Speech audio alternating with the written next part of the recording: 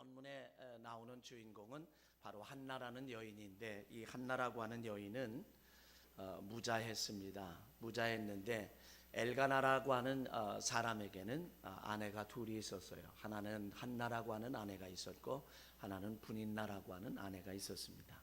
근데 한나는 이제 아이가 없었고, 분인나는 아이가 있었습니다. 그런데 아무 문제가 없는 이런 가정인 것 같은데, 이 분인나가 한나를 얼마나 격동시키고 분노하게 만드는지, 그 분함이라고 하는 것은 이루 말할 수 없었다라고 하는 거죠. 그래서 이 가정에 엘가나가 나중에 한나가 그냥 이제 화를 내고 그럴 때, 10 아들보다 내가 더 낫지 않냐, 내가 당신을 사랑하는데 내가 더 낫지 않냐 라고까지 말할 정도로 그렇게 가정이 좀 괜찮은 가정인데, 그 일로 인해서 분란이 일어날 수도 있고 분란이 일으킬 수 있는 그런 상황입니다. 그런데 실제로는 이 한나에게 자녀가 없기 때문에, 무자하기 때문에 이 가정에 문제가 된 것 같이 우리는 그 현상, 나타난 현상은 그렇게 되어 있습니다.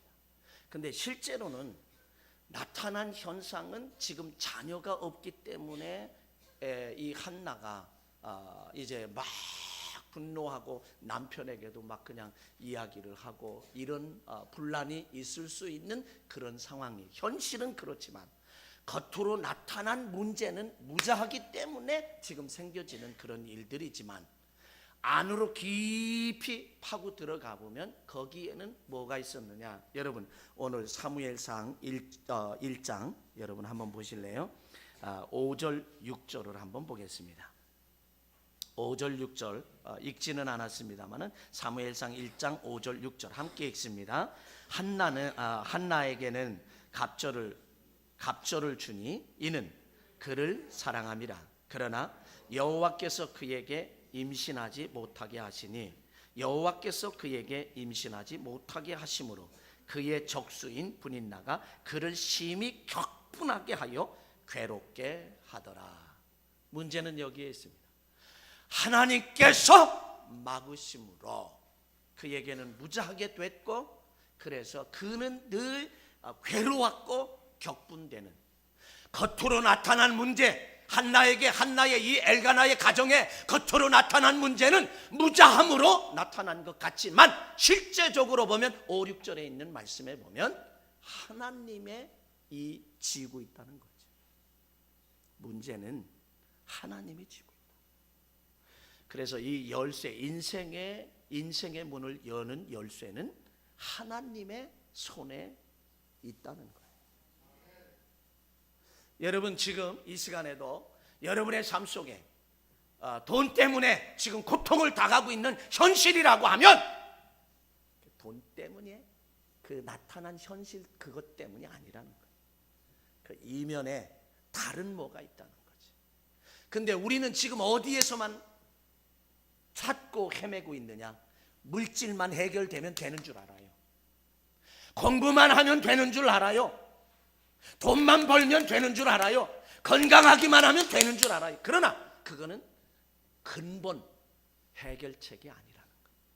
제가 지난 금요일 날 말씀드렸던 것처럼 이런 건물들을 보면 누수가 돼요. 비가 오면 이렇게 안에서 이렇게 쭉 새는데, 실제로는 고자리를 뜯는다고 해서, 그런 경우도 있지만 대체적으로 고자리를 뜯는다고 해서 문제가 해결되는 게 아니에요.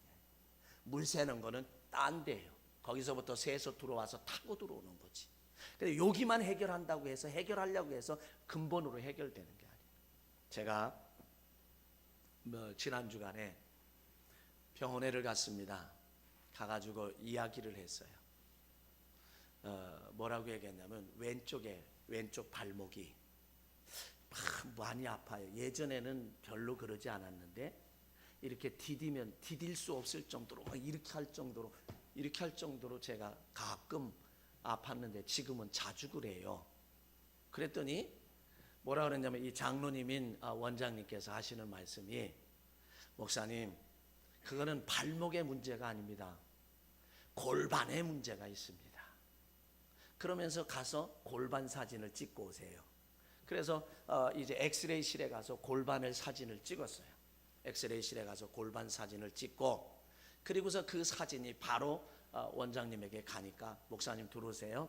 그래서 보더니 목사님 이거 보세요. 이렇게 틀어졌으니까, 골반이 틀어졌기 때문에, 그래서 이게 여기가 비구 이렇게 돼서 이거를 바로 잡아야 합니다. 근데 보세요. 제가 생각하는 것은 뭐가 문제예요? 왼쪽 발목이 문제예요. 이게 발목 이것만 좀 해결하면은 괜찮을 것 같은데, 전문가가 볼 때는 발목의 문제가 아니라 골반의 문제라고 벌써 진단을 딱 하는 거예요. 근데 우리 같으면 어떻게 해요? 우리 인생을 사는데도 대부분 그렇단 말이에요. 발목만 붙잡고 그냥 뭐 해결하려고 찜질도 하고 뭐 뜨거운 물에 담그기도 하고 뭐 뜸도 뜨고 막 이런단 말이에요. 발목만. 그런다고 해서 해결이 될 문제가 아니란 말이죠. 그러면서 그 물리치료실에 가가지고, 물리치료 가서 치료를 오늘은 받고 가시고 앞으로 받을 필요는 없습니다. 그 방법만 배워가지고 가서 집에 가서 하십시오.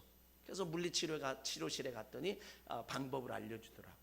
그리고 하고서 그래서 내가 몇 개월 해야 얼마 해야 됩니까? 그랬더니 6개월은 하셔야 됩니다. 그래서 요새 아침 저녁으로 아주 힘겹게 제가 틀고 있어요. 마찬가지예요. 그래서 골반이 이게 바로 잡히게 되면 발목에, 그러면서 그러더라고요. 목사님 가끔 가다가는 이게 접질리지요. 말도 안 했는데 아주 정확하게 집어내요. 그래서 제가 이게, 그러면서 거기에서도 제가 영적인 교훈을 받은 거예요. 그렇구나. 우리는 내 앞에 지금 돈 문제, 건강의 문제, 아니 가정의 문제, 자녀의 문제, 그러면 거기에만 매달려가지고 하보자 거기에 나는 온 신경을 쓰고 난리 법적을 떠는데, 거기서 아무리 하고 또 한다 할지라도 근본적인 해결책이 안 된다는 거지. 왜? 인생의 모든 것은 여호와께서 쥐고 계시기 때문에, 나의 인생은 모든 것 여호와께서 쥐고 있기 때문에. 오늘 본문에 있는 말씀도 봐요. 한나가 무자함으로 말미암아 그 가정에 불행이 오고 그냥 싸움이 오고 격동하게 하고 분노하게 하고 남편에게도 막 난리치니까 내가 당신 왜 그러냐? 열 아들보다 내가 낫지 않느냐고 엘가나가 그렇게 말할 정도이지만 5, 6절에 함께 읽은 말씀을 보면 근본 원인이 어디에 있는지 우리는 확인할 수 있는 거지. 여러분, 우리의 인생 삶에 있어서 때로는 힘들고 어렵고 역경이 되면 환경의 문제가 아니라 현상의 문제가 나타난 현상의 문제가 아니라 내가 하나님과 어떤 바른 관계를 맺고 있느냐, 과연 하나님을 만났으며 과연 하나님을 기쁘시게 하고 사는지, 그 사실을 먼저 점검해보는 그런 삶이 우리에게 필요하다는 거예요. 그게 진정한 문제를 해결하는 지름길이고 행복할 수 있는 길이고 축복받을 수 있는 길이라는 사실을 우리는 알아야 된다라고 하는 사실입니다. 자, 여기에서 보면 한나라고 하는 여인은 참 어떤 면에서 보면은 예배의 성공자가 됐어요. 방해 요소 가운데서라도 예배의 성공자가 됐다라고 하는 그런 사실. 한나는 마음이 너무 괴로웠습니다. 마음이 괴로워서 여호와의 집에, 실로에 있는 여호와의 집에 가서 하나님 앞에 기도하고 통곡하게 돼요. 자, 오늘 이제 본문에 10절, 11절을 함께 읽습니다. 여러분 성경 읽을 때 꼭 쳐다보고 읽으시기 바랍니다. 10절, 11절 함께 봅니다. 한나가 마음이 괴로워서 여호와께 기도하고 통곡하며 서원하여 이르되, 만군의 여호와여, 만일 주의 여종의 고통을 돌보시고 나를 기억하사 주의 여종을 잊지 아니하시고 주의 여종에게 아들을 주시면 내가 그의 평생의 그를 여호와께 드리고 삭도를 그의 머리에 대지 아니하겠나이다. 여러분, 한나가 뭐라고 말했습니까? 괴로워서 여호와께 기도했다는 거예요. 괴로워서 여호와께 기도했다라고 하는 말씀. 그리고 기도하는데 그냥 기도한 게 아니라 통곡을 했다라고 오늘 본문에는 그렇게 우리에게 설명하고 있습니다. 그러니까 막 그냥 막 기도하는데, 실로의 여호와의 집에 가서 기도하는데, 한나가 기도하는데, 통곡하며 기도하는데, 여러분 엘리 제사장이 딱 보니까 입술은 움직이는데 소리는 나지 않고, 그러니까 술 취한 여인으로 아주 단정을 해버렸어요. 야, 저 여자가 술 취해가지고 이 하나님의 여호와의 집에 와서 저렇게 난리를 치는구나. 그렇게 술 취한 여인으로 이제 단정하고서 뭐라고 얘기했냐면, 여인에게 그 오해를 하고서 포도주를 끊으라. 네, 포도주 끊으라 그랬어요. 포도주 끊으라고 막 강력하게 책망을 하고 있습니다. 호통을 치고 책망을 하는 거예요. 근데 실제로 지금 한나는 마음이 괴롭고 원통하고 그저 그렇게 하면서 통곡하고 있는 아주 절박한 절실한 심정에서 하나님 앞에 기도하고 있는데, 아니 하나님의 사람 제사장이, 주의 종이 그것도 몰라주고 그 마음도 몰라주고 그 심정도 몰라주고 그 아픔도 몰라주고 그 지금 이 힘겹게 싸워가며 이기고 있는 이런 상황 속에 그것도 몰라주고 그냥 엉뚱하게 오해하고 야단을 치고 있고 책망을 하니까 얼마나 섭섭할 거예요. 인간이라고 하면 섭섭한 마음이 있지요.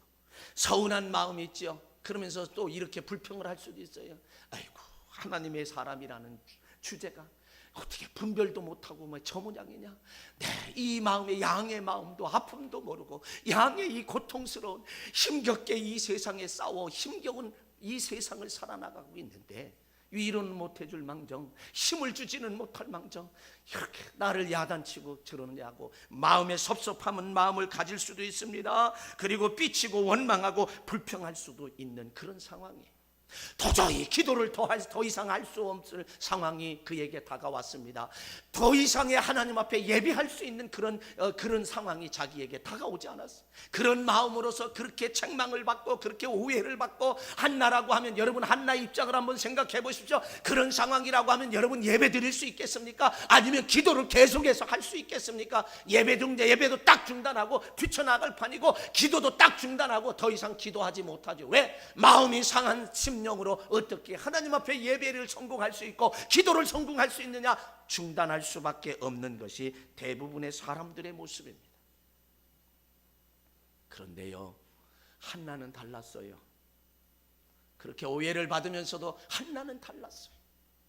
한나는 그런 상황 속에서, 아니 당신 정말 제사장 맞냐고, 주의종 맞냐고, 목사 맞냐고, 내 이 심정도 모르는 그런, 분별도 하지 못하는 그런 종이라고 막 그냥 삿대질하며 대들고 난리, 다시 안 볼 것처럼 대들고 삿대질 할 수 있는 그런 상황임에도 불구하고 한나는요 그러지 않았습니다. 뭐라고 얘기하냐면, 내 주여, 나를 악한 여자로 보지 마옵소서. 나는 술 취한 여인이 아니라 내가 무자해서 하나님 앞에 이렇게 아뢰고 통곡하는, 자 16절 나왔으니까 한번 읽어봅시다. 16절 시작. 당신의 여종을 악한 여자로 여기지 마옵소서. 내가 지금까지 말한 것은 나의 원통함과 격분됨이 많기 때문이 하는지라.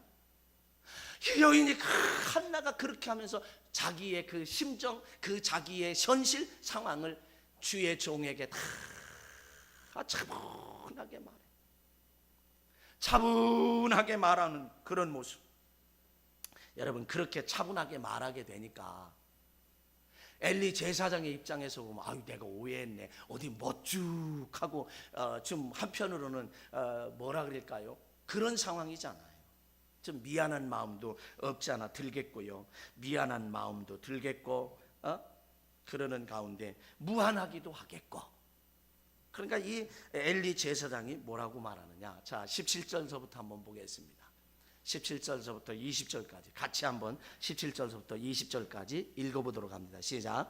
엘리가 대답하여 이르되, 평안히 가라. 이스라엘의 하나님 내가 기도하여 구한 것을 허락하시기를 원하노라. 이르되 당신의 여종이 당신께 은혜 있기를 원하나이다 하고 가서 먹고 얼굴에 다시는 근심빛이 없더라. 그들이 아침에 일찍 일어나 여호와 앞에 경배하고 돌아가 라마의 자기 집에 이르니라. 엘가나가 그의 아내와 한나와 동침하매 여호와께서 그를 생각하신지라. 한나가 임신하고 때가 이름에 아들을 낳아 사무엘이라 이름하였으니 이는 내가 여호와께 그를 구하였다 함이더라. 여러분 보세요. 집에 돌아간데 아멘. 그래서 축복하는데 아멘. 그리고 정말 내가 구한 거 그 주의 종의 말대로 그대로 되기를 원하나이다 하고 집에 돌아가서 근심빛을 믿었다는 얘기죠. 얼굴에 근심빛이 하나도 없었다. 이게 뭔지 아십니까? 한나는요 예배를 성공한 자입니다. 예배를 성공했어요. 정말 원통하고 분통이 터져서 기도하고 있고 그냥 하나님 앞에 기도하는데 잘못 오해한 소리를 듣고 책망을 듣고도 예배를 중단하지 않았습니다. 기도를 중단하지 않았습니다. 예배일을 끝까지 드리는 성공자가 됐고 기도를 끝까지 하는 성공자가 됐을 때에 마침내 제사장을 통해서 하나님이 내가 기도하여 구한 것을 허락하시기를 원하노라. 이런 축복의 선포를 받았다는 거죠. 예배의 성공자에게는 이런 축복의 선포가 내려지는 줄 믿으시기 바랍니다. 기도의 성공자에게는 이런 축복의 선포가 내려주는 줄 믿으시기 바랍니다. 여러분 예배의 성공자가 되시길 바랍니다. 기도의 성공자가 되시길 바랍니다. 우리는 예배의 성공자가 되고 기도의 성공자가 돼야 돼요. 그런 상황 속에서 어떤 사람이 나를 격분시킨다 할지라도 어떤 사람이 오해해서 나를 힘들게 하고 고통스럽게 할지라도 하나님과 나와의 관계인 예배는 성공해야 되고 하나님과 나와의 관계인 이 통로 축복의 통로를 막히지 않도록 기도의 성공자가 되어야 할 줄로 믿습니다. 오늘날 현실에 대부분의 많은 사람들이 이런 것 때문에 이런 나타난 현상 때문에 하나님 앞에 나아가는 예배의 방해 요소, 기도의 방해 요소 때문에 예배를 성공하지 못하고 기도를 성공하지 못하는데 한나는 바로 예배를 성공하고 기도를 성공했다. 그 성공의 이유는 어디에 있는지 아세요? 따라합시다. 섭섭마귀를 이겼다. 한나는요 서운한 마음을 이겼고 섭섭게 하는 마귀를 이겼다라고. 그리고 승리할 때에 그는 예배의 성공자가 됐고 기도의 성공자가 됐다. 섭섭마귀는요 신앙생활에 치명타를 가져다 줘요. 섭섭마귀는요 예배를 실패하게 만들어요. 섭섭마귀는요 기도를 실패하게 만들어요. 예배를 실패하고 기도를 실패하면요 그거는 인생을 망치게 돼요. 인생을 망쳐. 우리 그리스도인들은 바로 그런 거 얼마나 중요한지 몰라요. 우리의 인생을 망치는 것은 인생 그 자체 현상만 볼 것이 아니라 그 앞서서 뭐가 있냐? 예배의 실패자이고 기도의 실패자이기 때문에 인생의 실패자가 되는 거예요. 제가 늘 말씀드리는 것처럼 예배의 성공은 신앙 성공이고 신앙 성공은 인생 성공이다. 섭섭한 마음을 이겨야 승리할 뿐만 아니라 축복을 받는다. 그래서 우리는 섭섭한 마음을 이기지 못하면 신앙의 실패자가 되고 신앙의 실패자가 되면 인생의 실패자가 돼요. 옆 사람 한번 인사합시다. 섭섭마귀를 이깁시다. 섭섭마귀를 이기고 승리합시다. 한나는요 섭섭한 마음 때문에 자기의 예배가 무너지지 않고 기도가 무너지지 않고 이겼습니다. 그래서 결과는 사무엘이라고 하는 귀한 아들, 정말 민족을 이끌고 갈 귀한 아들을 하나님께서 그에게 허락하신 줄로 믿습니다. 성경에요 이 서운한 마음을 이기고 승리한 사람과 서운한 마음 섭섭마귀를 이기지 못하고 실패한 인생이 있어요. 서운한 마음을 이기고 섭섭마귀를 이겨서 승리한 사람이 누구냐? 다윗입니다. 다윗은 목동이죠. 양을 치는 사람이었어요. 양을 치는 다윗인데 그 나라의 블레셋과의 전투가 벌어졌을 때 아버지 심부름을 가서 치즈 몇 덩이를 가지고 가고 그저 이렇게 가져가서 형들 셋이가 전쟁터에 나가 있는데 사울 왕이 전쟁터에서 진두지휘하고 있어요. 근데 그 가운데서 그 블레셋의 골리앗이라고 하는 그 거인이 앞에 나서니까 이스라엘 백성들이 사울 왕도 그렇고 꼼짝 못하고 여호와를 모독하고 있는 그런 골리앗을 볼 때 이 다윗 소년이지요, 어린아이지요, 하나님을 모독하고 모욕하는 걸 참을 수가 없어서 자기가 나가서 싸우겠다고. 근데 뭐만 가지고 왔어요? 물맷돌 하나 가지고, 작대기 하나 가지고. 그랬더니 골리앗이 내가 나를 개로 여기느냐, 작대기 들고 오느냐 그러면서 조롱한, 너는 칼과 창과 단검으로 내게 오거니와 나는 내가 모욕한 만군의 여호와의 이름으로 내게 가노라. 그리고 물맷돌을 쉥 돌리다가 탁 놓으니까 골리앗의 이마에 정통으로 박히게 돼서 그가 오늘날로 이야기하면 내진탕으로 쓰러져서 죽었습니다. 위기에 처한 나라를 소년 다윗이 물맷돌 하나로, 자기에게 익숙한 물맷돌 하나로 나라를 위기에서 건졌어요.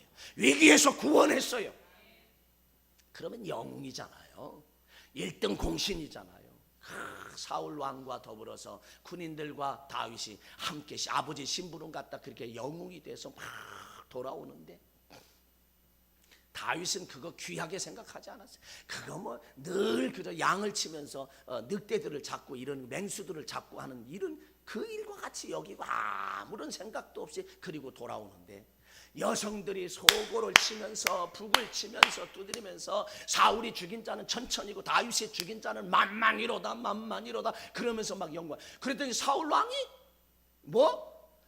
나에게는 천천을 돌리고 다윗에게는 만만을 돌려? 야, 저놈이 얻을 것이 더 뭐 있겠느냐? 왕의 자리, 내 자리밖에 없지 않냐? 그리고 거기에서 섭섭마귀가 사울을 그냥 덮쳐버렸습니다. 사울의 심령에 섭섭마귀가 들어가고 서운한 마귀가 들어가니까 미움이 싹트기 시작을 했고 불평이 싹트기 시작을 했고, 그러면서 그 다윗을 제거하고 다윗을 죽이려고 군사 3,000명씩을, 그것도 정예부대 3,000명씩을 데리고 도로 다니며 그를 찾고 죽이려고 합니다.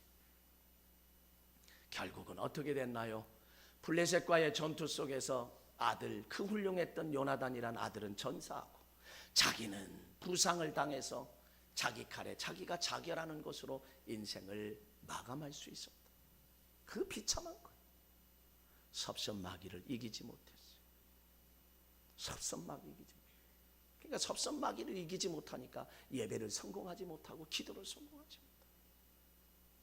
그런데 또 다른 한 사람을 보면 어떤 역사가 있었느냐 하면은, 그래서 우리는 신앙의 실패, 예배의 실패는 인생의 실패를 가져다 준다. 그래서 우리에게는 예배를 성공하는 자, 반드시 예배를 성공하는 자가 되어야 된다. 여러분, 이 시간에도 저와 여러분 한 자리에, 똑같은 자리에서 예배를 드리잖아요. 이 자리에서도 우리는 예배를 성공하는 자가 되어야 돼요. 그러기 위해서는 예배에 집중을 해야 돼요. 예배에 집중해서 오늘 어떤 말씀을 주는지, 이 말씀은 나를 위한 말씀이라고 생각을 하고 여러분이 귀담아서 집중해서 그 말씀을 들을 때에 거기에서 하나님의 음성을 들을 수 있는 거예요. 근데 그 사울 왕이 그렇게 예배에 실패하고 나니까 인생의 실패자가 됐어요. 근데 다윗이라고 하는 친구는 성공했죠. 다윗의 입장에서 보면 어때요? 자기는 1등 공식은 나라를 위해서 이렇게 공을 세운 사람인데, 그리고 사울 왕이 악신이 들려서 자기가 막 수금을 타면 악신이 떠나가고, 그래서 멀쩡하게 만들어주고, 오늘날로 얘기하면 정신병도 해결해주고 막 이러는데, 내가 이렇게까지 공로를 세웠는데 나를 오히려 이렇게 미워하고 죽이려고 하는다. 사울왕 저 사람이 뭐냐고, 사울왕 저게 뭐냐고 그러면서 미워할 수 있고 섭섭한 마음이 들을 수도 있는데, 그는요, 그리고 더군다나 사울을 죽일 수 있는 결정적인 기회 2번, 뭐 죽인 거나 마찬가지죠. 옷자락을 자르고 물병과 칼을 들고 나왔으니까 능히 죽여도 죽일 수 있는 상황이었죠. 그런데도 불구하고 다윗은 미워하지 않았습니다. 하나님의 기름 부어 세운 종이라고 하나님께 맡겼어요. 하나님 알아서 하시죠. 그리고 자기는 이제 방랑 생활에 숨어서 막 불안한 마음 속에서도 숨어서 도망다니고 숨어있는 그런 철학맞은 신세임에도 불구하고 사울 왕을 죽일 수 있는 그런 결정적인 기회를 2번이나 있음에도 그 자기를 따르는 추종자들이 400명이 이거 하나님의 주신 기회입니다, 죽여버립시다 그러는데 아니라 하나님이 기름 부어 세웠으니 하나님이 알아서 하실 것이 내 권한이 아니다 라고 생각을 하면서 자기 권한이 아니라고 여전히 피해 다니고 도망 다니는데 스스로 자결하고 말잖아요. 하나님이 알아서 역사하잖아요. 이런 상황 속에서도 다윗은 예배드리는 일에 섭섭한 마귀 때문에 예배하는 일에 신앙생활하는 것을 그는 실패하지 않았어요. 그는 신앙생활의 성공자가 됐을 때에, 예배의 성공자, 기도의 성공자가 됐을 때에 그는 인생의 성공자가 된 줄로 믿으시길 바랍니다. 예, 얼마나 중요하죠. 한나의 그런 모습이 우리에게 와지게 된다. 한번 따라합시다. 예배 성공은 신앙 성공이고 신앙 성공은 인생 성공이다. 인생 성공을 원하십니까? 그러면 예배를 성공하십시오. 예배를 성공하면 신앙이 성공할 줄로 믿습니다. 여러분, 인생 성공은요, 예배와 신앙 성공하지 않냐고는 인생 성공할 수가 없어요.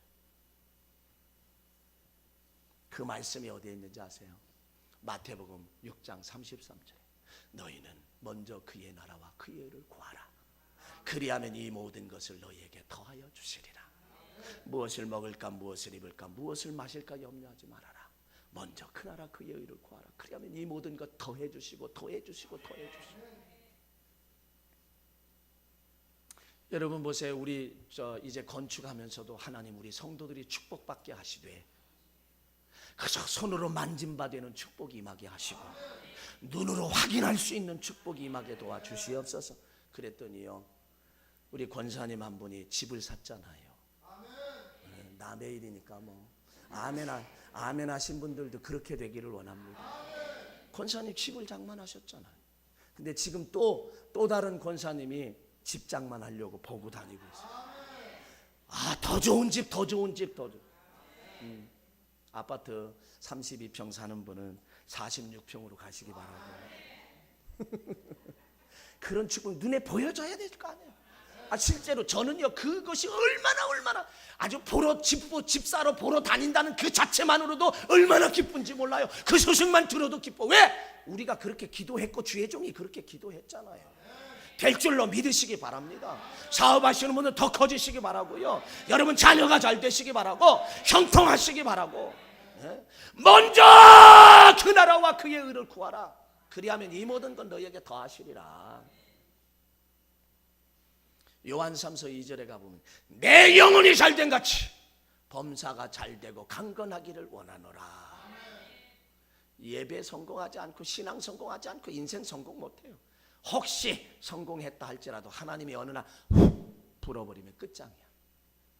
대우그룹의 김우중 회장 보세요. 세계는 넓고 할 일이 많다면서 인도에도 대우자동차, 국민차 뭐 이런 거 막 폴란드 막 여러분 대단한 조금만 한 1, 2년만 그에게 기회를 주었더라고 하면 대우그룹 그렇게 해체되고 그러지 않았어요. 아마 삼성과 LG와 대우가 세계에서 누비고 있을 거예요. 하나님이 하루아침에 훅 불어버립니다. 예? 훅 불어버립니다. 모세 보세요. 모세 차기 왕을 보장받은 사람이에요. 애굽에서 차기 왕을 보장받은 사람인데 하루아침에 성질 못 이겨가지고 살인해가지고 그냥 모래바닥에 사묻었다가 쫓겨나가지고 하루에 도망자가 신세가 돼서 미디안 광야에 가서 양치고 있잖아요. 인생이 이런 거예요. 여러분 지금 우리의 상황이 좋다 할지라도 자만하지 마십시오. 교만하지 마십시오. 하루아침에 훅 하나님이 한 번만 푹 부러제키면 끝이야. 푹 하면 끌어제키면 끝이야. 이게 인생 오막 3장 징치고 막 내리는 거예요. 그래서 언제나 예배의 성공자가 돼야 되고, 기도의 성공자가 돼야 되고, 신앙의 성공자가 돼야 된다 이거예요. 창세기 4장 가봐요. 가인과 아벨이 하나님 앞에 예배 드렸어요. 둘 다, 가인은 첫 곡식을 가지고 드렸고, 아벨은 첫 양을 가지고 드렸어요.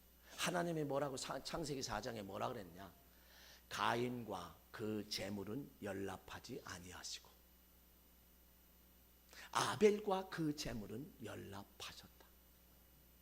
하나님이 연락하지 않으시니까 가인이 어떻게 됐어요? 살인자가 됐어요. 인류 최초의 살인자가 되어버려요. 그리고서 자기를 죽이면 어쩌나 하고서 도망자의 그 불안한 삶을 살아가는 그런 인생이 되어버리고 말았다는 거죠. 사도행전에 가보면요, 청년 유두고가 사도 바울이 송별 설교를 하는데 자리에 모였어요. 다락방에 모였는데 3층 다락방에 모였어요. 사도 바울이 설교가 얼마나 나보다 훨씬 길었어요. 밤새도록 했으니까 나는 이거 약과야. 나는 약과야. 그저 30분 안으로 땡기려고 애를 쓰는데 지난주에도 36분 했어. 밤새도록 설교하니까 그냥 창가에 걸터 앉았어. 다른 사람들은 앉아있는데 걸터 앉았어. 예배 드리는 자세가 틀려. 예배 드리는 자세가 틀렸어요. 걸쳐 앉아있다가 또 거기다가 꼬박 졸았네. 그러다 떨어져서 죽었어. 예배의 실패자는요, 인생의 실패자. 여러분 졸지 마세요. 쳐다보세요. 얼마나 귀하고 중요한지. 근데 그래서 한나는요, 예배를 성공한 사람.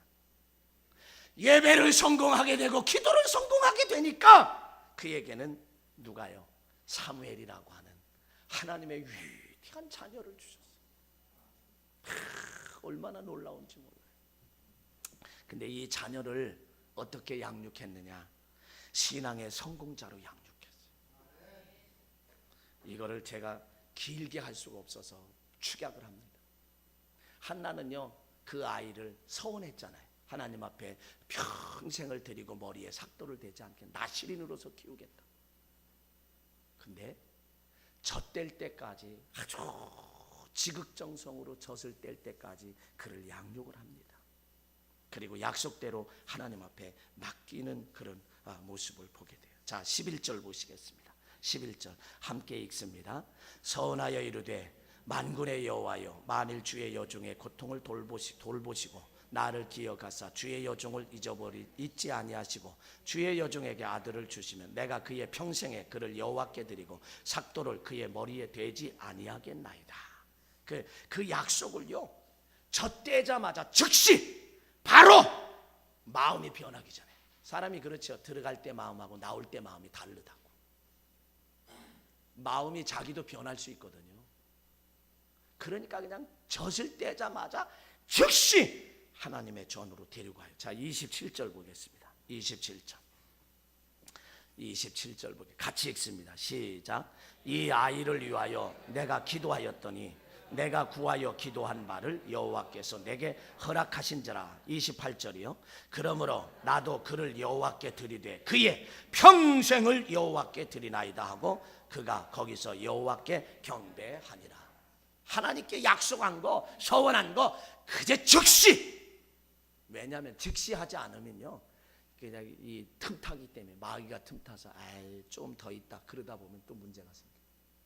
그래서 즉시 가가지고 이제 그 아들을 드리게 되는 그런 모습을 여기에서 봅니다. 그런데 놀라운 사실은요, 자, 2장 21절 한번 읽어보겠어요. 2장으로 가봐요. 사무엘상 2장 21절.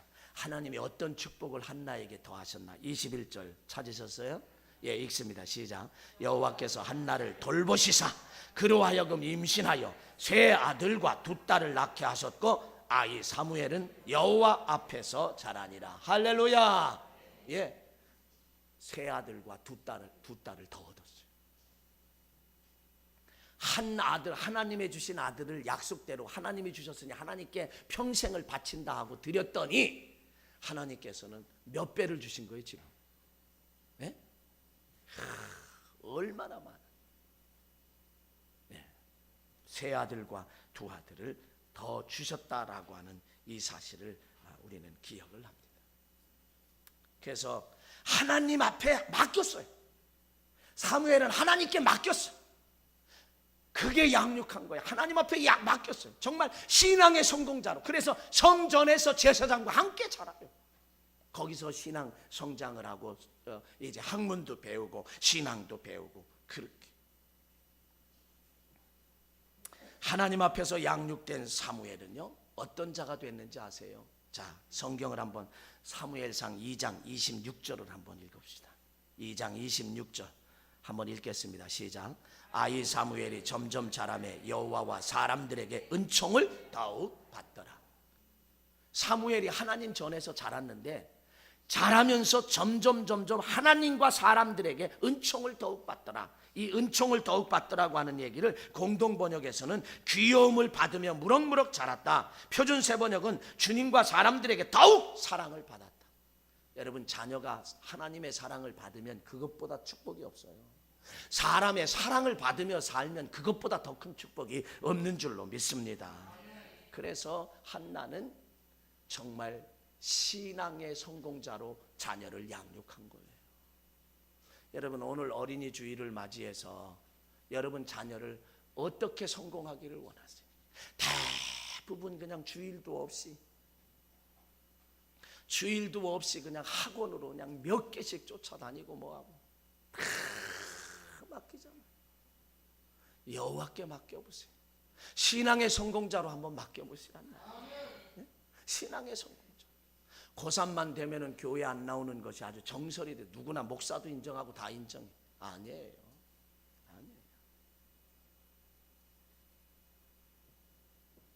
주일날은 교회 나와야지. 그리고 그 정신적인 것도 공부하는 머리도 쉬게 해줘야지. 네, 다른 것을 하게 함으로 쉬는 거예요. 교회 와서 예배드리고 찬양하고 하나님 만나게 해줘야지. 그럴 때 사랑받는 아이로 어디 가든 사랑받고 어디 가든 귀여움을 받으며 어디 가든 하나님 사랑.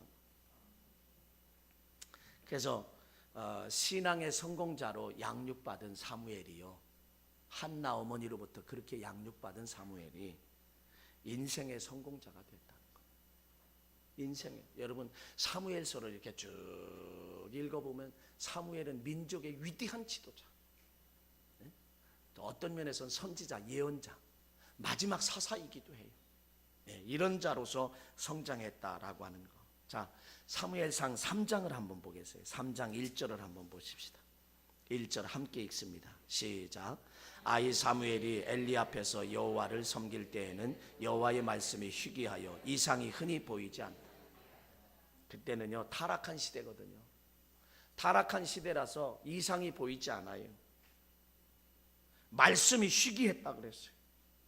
이 하나님께서 말씀을 들려주시지 않고 계시도 보여주지 않았다라고 하는 거예요.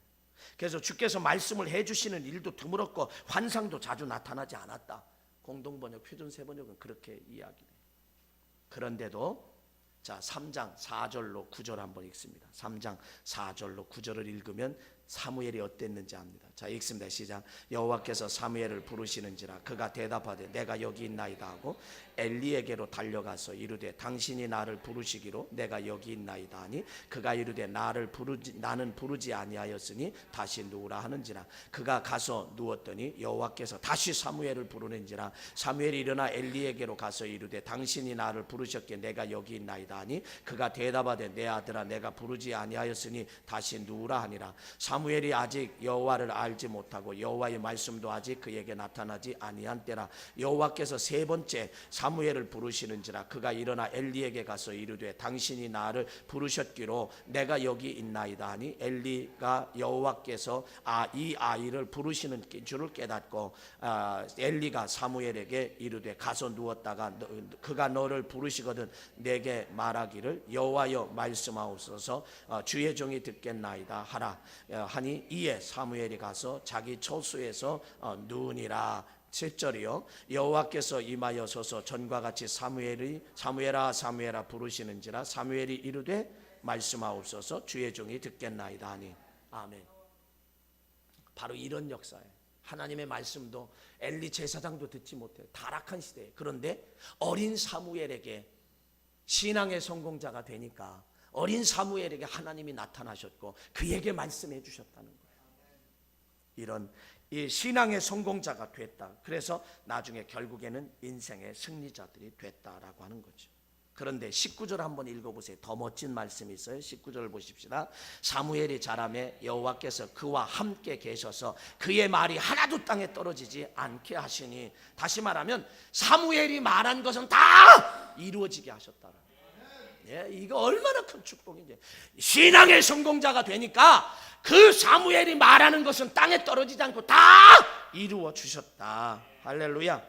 사랑하는 성도 여러분, 예배의 성공자로 양육받은 사무엘, 신앙의 성공자가 됐던 그러한 자는 바로 정말 그 결과는 이스라엘의 위대한 선지자가 되었고 하나님께 크게 쓰임받는 자가 됐다. 그러므로 사무엘과 한나를, 그 어머니 한나를 통해서 볼 때에 우리는 먼저 귀하고 귀한 것은 예배의 성공자, 신앙의 성공자가 되어야 되고 기도의 성공자가 되어야 되고, 예배의 성공, 신앙의 성공, 기도의 성공을 이루기 위해서는 우리에게 주어진 환경, 섭섭한 것들 다 이겨내서 예배의 성공자가 되고 기도의 성공자가 될 때 그게 바로 인생의 성공자로 연결된다는 사실을 기억하며 어떤 경우라도 예배를 성공하시기 바랍니다. 어떤 방해 요소가 있다. 여러분, 때로는 부부가 싸웠어도요, 예배는 성공해야 돼요. 기도는 성공해야 돼요. 예? 어떤 사람이 미워도요, 그거 나와 하나님과의 관계는 성공해야 돼요. 그래서 저와 여러분이 예배의 성공자가, 옆 사람 인사합시다. 예배 성공자가 되세요. 기도의 성공자가 되세요. 인생을 성공할 것입니다. 할렐루야. 기도하겠습니다.